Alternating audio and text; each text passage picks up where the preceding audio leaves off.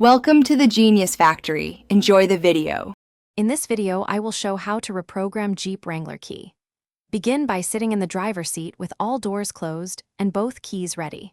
Turn the ignition to the on position without starting the engine, then back to OFF 3 times, ending in on.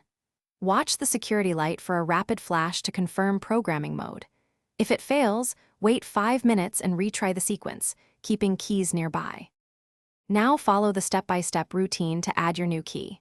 Use the original programmed key first and perform the on/OFF cycles exactly as described, pausing only briefly between turns.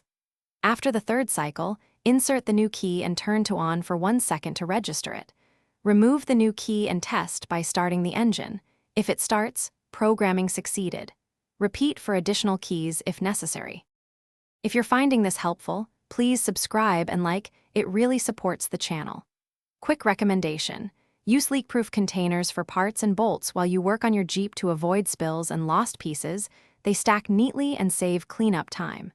I picked these leak-proof containers because they make parts management effortless and slightly less stressful. Check the description for the link and other deals. Now let's get back to the video. If the key does not program, remain calm and troubleshoot methodically.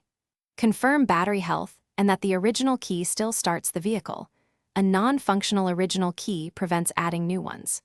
Try varying timing slightly and holding the key closer to the steering column to improve transponder detection. If multiple attempts fail, consider visiting a dealer or locksmith with proper diagnostic tools to read errors and program the key directly for you. Thanks for watching. If you found this helpful, don't forget to like and subscribe.